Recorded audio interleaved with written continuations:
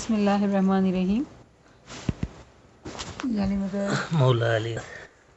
ہم جانتے ہیں کہ باطن میں جو معجزہ ہوتا ہے، معجزے کی جو ڈیفینیشن ہے، معجزہ جب کوئی ایکسپیرینس کرتا ہے میریکل کو تو وہ بہت عجیب و غریب ہوتا ہے، اسی لیے اس کو میریکل کہا جاتا ہے. تو بعض مومنین، جیسے ہم بات کریں کہ صف اول کے مومنین جب وہ علم و عمل میں آگے بڑھتے ہیں تو وہ اپنی چشم بصیرت کو کھولتے ہیں. جب اپنی چشم بصیرت کو کھولتے ہیں تو وہ اپنے باطن میں معجزات کو ایکسپیرینس کرتے ہیں. وہ ایکسپیرینس کرتے ہیں کس طرح سے کہ وہ اپنے آپ کی شناخت کے ذریعے سے امام کی شناخت کو پاتے ہیں. ہم سب نے سنا ہے کہ من عرفہ نفسہ ہی فقط عرفہ رب ہی، جس نے اپنے آپ کو پہچانا اس نے گویا خدا کو پہچانا. تو جب علم و عمل میں جب ہم آگے بڑھتے ہیں تو ہمیں یہ سمجھ آتا ہے کہ امام کے اندر ایک نورانی عالم ہے، امام کے باطن کے اندر ایک نورانی عالم ہے. تو ایک مومن سالک جو اپنے علم سے، عمل سے، اپنے درجات کی بلندی سے جو امام کے عالم باطن یعنی کہ نورانی عالم کا جب مشاہدہ کرتا ہے تو اس کو یہ معلوم ہوتا ہے کہ امام کے اندر جو ہے وہ روح اور عقل بھی ہے. جس طرح سے ہم نے بات کی تھی کہ امام کی اگر ہم مثال دیتے ہیں سمجھنے کے لیے تو امام جو ہے وہ جسم کلی کی مثال پر ہے، پھر امام کی جو عقل ہے وہ عقل کلی کی مثال پر ہے، اور پھر جو ہے روح وہ روح کلی کی مثال پر ہے. تو ایک مومن سالک جب اپنے باطن میں امام کی نورانی عالم کا مشاہدہ کرتا ہے تو وہ یہ بھی دیکھ پاتا ہے کہ ایک روح بھی ہے اور ایک عقل بھی ہے. اور نہ صرف یہ کہ وہ کوئی اینٹیٹی ہے، بلکہ وہ ان چیزوں کا ایکسپیرینس ایک فرشتے کی صورت میں کرتا ہے.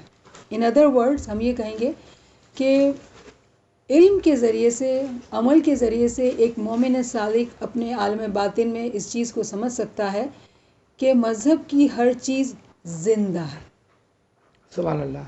اس کو ریپیٹ کریں، یہ بات بہت امپورٹنٹ ہے کہ مذہب کے اندر ہر چیز زندہ ہے، ہر چیز زندہ ہے. تو جب وہ روح اور عقل کا جب ایکسپیرینس کرتا ہے، جیسے اس کی چھوٹی سی مثال اگر ہم لیں کہ اگر ہم آج علم حاصل کرتے ہیں اور علم کو پڑھتے ہیں تو وہ علم کا وہ نقطہ جو ہے وہ ایکچولی ہمارے اندر زندہ ہو جاتا ہے. تو وہ زندہ ہو جانا کیا مطلب ہے اس کا مطلب یہ ہے کہ ہر چیز کا ایک فرشتہ ہوتا ہے جو ہمارے اندر زندہ ہو جاتا ہے. تو مذہب کی ہر حقیقت جو ہے وہ زندہ ہے. تو جب ایک مومن سالک اپنے باطن میں اس نورانی عالم کا مشاہدہ کرتا ہے تو وہ ان زندہ حقیقتوں کو سمجھنے لگتا ہے. کس طرح سے کہ وہ یہ جانتا ہے، ہماری سب کی دوڑ کیا ہے کہ ہم امام کی شناخت کو پا سکیں. ہم امام شناسی کی کلاس میں ہیں، ہم نور کو سمجھنے کی کوشش کر رہے ہیں. تو جب وہ اس راستے پہ چلتا ہے مستحکم ہو کر چلتا ہے تو پتہ چلتا ہے کہ وہ نورانی عالم جو امام کے اندر ہے وہی در حقیقت اس کے اندر بھی ہے.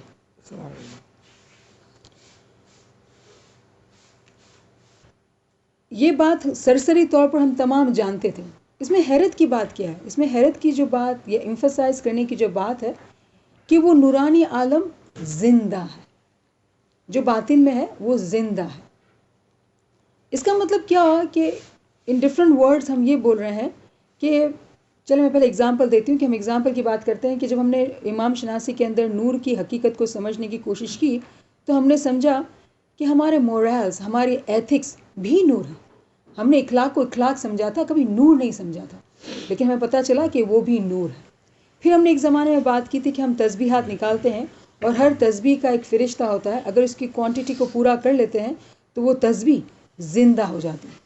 جیسے قرآن کے اندر تسبیح الحمدللہ، الحمدللہ کو اگر ایک مومن سالک اس کی کوانٹٹی میں پڑھتا ہے تو وہ الحمدللہ ایک زندہ فرشتہ بن کر اس کے لیے اسائن ہو جاتا ہے. اس مومن کے لیے کام کرنے کے لیے وہ اسائن ہو جاتا ہے کیونکہ اس نے اس تسبیح سے کو اتنی دفعہ ذکر کر کے اس کو زندہ کر دیا ہے.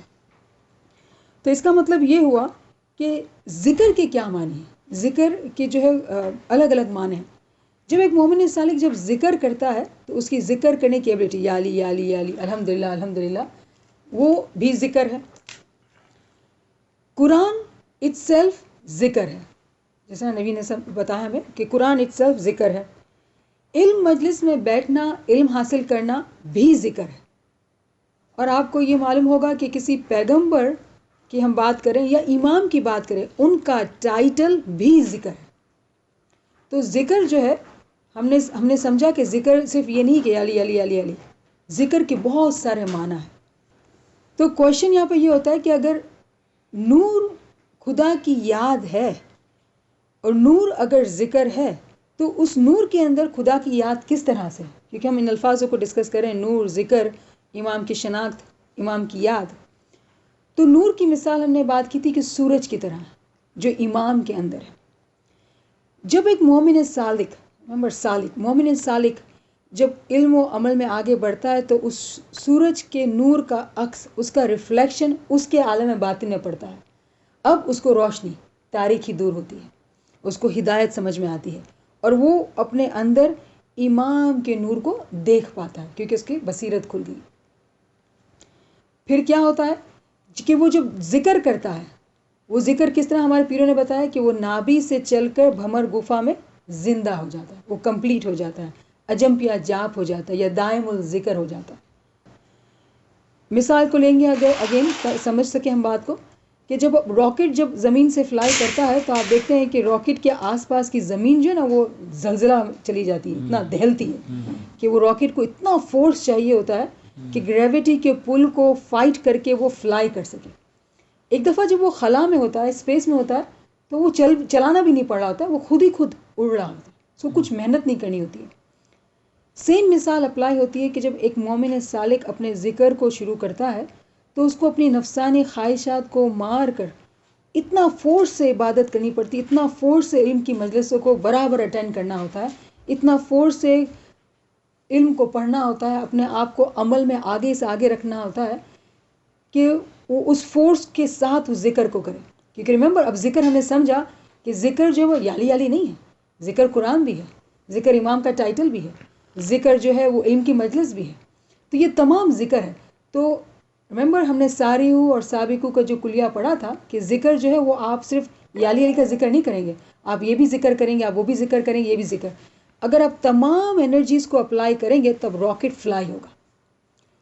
تو جب وہ فلائی ہوگا، اب جب خلا میں ایک دفعہ پہنچ گیا پھر اس مومن کو محنت نہیں کرنی پڑتی ہے، وہ معرفت کے اس درجے پہ پہنچ جاتا ہے جہاں امام اس کے اندر آ جاتے ہیں اور اس کو ذکر کرواتے ہیں. کیونکہ وہ فرشتے جو اس نے بنائے ہوتے ہیں وہ اس کے لیے کام کرتے ہیں، اس کو خود کو کام نہیں کرنا پڑتا ہے. تو ہم ان تمام ڈسکشن سے ہم یہ سمجھ گئے ہیں کہ ایکچولی ذکر جو ہے وہ بھی نور ہے. لیکن جو بات میں ایمفسائز کرنا چاہ رہی ہوں کہ وہ زندہ نور ہے. ذکر نور ہے لیکن وہ زندہ نور ہے. تو اگر ہم جب ذکر کو لیتے ہیں تو ایک طرف سے ذکر جو ہے وہ قرآن کی روح ہے کیونکہ قرآن سے علم لے رہے ہیں، اور دوسری طرف سے ذکر جو ہے وہ نور اٹ سیلف ہے. تو اگر اس کو ہم کو ایکویشن کو سمجھنا ہوگا تو نور از اکول ٹو ذکر از اکول ٹو روح قرآن. تو در حقیقت میں کیا ہو، جب ہم از اکول ٹو بول رہے ہیں تو ہم یہ بول رہے ہیں کہ نور برابر ہے ذکر کے، برابر ہے روح کی، قرآن روح کی جو قرآن کی جو روح ہے. یعنی یہ ایک ہی حقیقت کے تمام نام ہیں. یعنی نور کی لا تعداد کوالٹیز ہیں، اس کی صفات ہیں. تو ذکر بھی جو ہے وہ نور کی ایک صفت ہے. تو لاسٹ کلاس میں جو ہم نے بات کی سورہ قمر کی 22 میں، ہم نے اس کی ایکچولی ثبوت کی بات کی. تو اگر ہم اس کو نکالتے ہیں سورہ قمر کی 54 کی 22 کہ وَلَقَدْ يَسَّرْنَا الْقُرْآنَ لِلذِّكْرِ فَهَلْ مِن مُدَّكِّرٍ، ہم نے اس قرآن کو ذکر کے لیے آسان ذریعہ بنایا. پھر کیا ہے کوئی نصیحت قبول کرنے والا؟ یعنی کہ اس قرآن کو پڑھنے کے لیے مومن صالح کے لیے امام کی ہدایت کی روشنی میں، امام کے نور کی روشنی میں اس قرآن کو ذکر کے لیے آسان کر دیا. اور آپ یقین کریں گے کہ یہ آیت اس سورے میں 4 دفعہ ہے. اگر آپ نوٹ کرنا چاہتے ہیں تو اس کے نمبرز نوٹ کر لیں کہ 54 کی 22، 54 کی 17، 54 کی 32 اینڈ 54 کی 40. تو یہ جو بات آئی کہ قرآن ایک ذکر ہے اور اس کو آسان بنایا ہے. تو قرآن کو ذکر کے لیے آسان بنایا ہے. نیکسٹ جو ہم نے آیت کی تھی 65 سورہ طلاق کی 10 اور 11، اس کے ترجمہ یہ ہے کہ پس اللہ سے ڈرو اے صاحب عقل لوگوں، جو عقل والے ہیں. بیوقوفوں کی بات نہیں ہو رہی ہے، ناعقل لوگوں کی بات نہیں ہو رہی ہے، ان لوگوں کی بات نہیں ہو رہی ہے جو نور کو، ذکر کو حاصل کرنے کی کوشش نہیں کریں. محمد سلطان بادشاہ کے فرمان سے کہ منصور عقل مند ہے. تو یہ اس عقل کی تعریف کی جا رہی ہے کہ جو عقل علم کے راستے پہ لگی ہوئی ہے، جو عقل امام شناسی کے راستے پہ لگی ہوئی ہے. تو ان عقل والے لوگوں کے لیے بات کی جا رہی ہے کہ جو ایمان لائے ہو، اللہ نے تمہاری طرف ذکر نازل کر دیا ہے. تو قرآن کیا ہوا؟ ذکر. پھر دوسری آیت میں کیا بولتے ہیں؟ ایک ایسا رسول جو تم کو اللہ کی صاف صاف ہدایت دینے والی آیات سناتا ہے. اب ہم نے سمجھا کہ رسول بھیجا. رسول کون ہے؟ ذکر ہے. رسول کا ٹائٹل کیا ہے؟ ذکر ہے. تو قرآن بھیجا، رسول بھیجا جو ظاہر میں ذکر ہے. آج رسول کا جو جانشین ہے وہ ہمارے امام ہے. امام کون ہے؟ ذکر ہے. تو ہم یہ بات کریں کہ خدا نے دنیا اسلام میں زندہ اور مجسم ذکر کو بھیجا. ہر چیز زندہ ہے. امام بظاہر ہماری آنکھوں سے ہم کو نظر آتے ہیں زندہ ہے، تو وہ کافی نہیں ہے. مذہب کی جو حقیقتوں کی ہم بات کریں وہ تمام زندہ اور مجسم ہے. ریمبر، مجسم اور مجرد نور کو ہم اچھے سے طرح سمجھ لینا ہے کہ جو مجسم نور ہے وہ ہمیں نظر آتا ہے، ہمیں سمجھ آتا ہے. تو ذکر جو ہے وہ زندہ ہے اور مجسم ہے.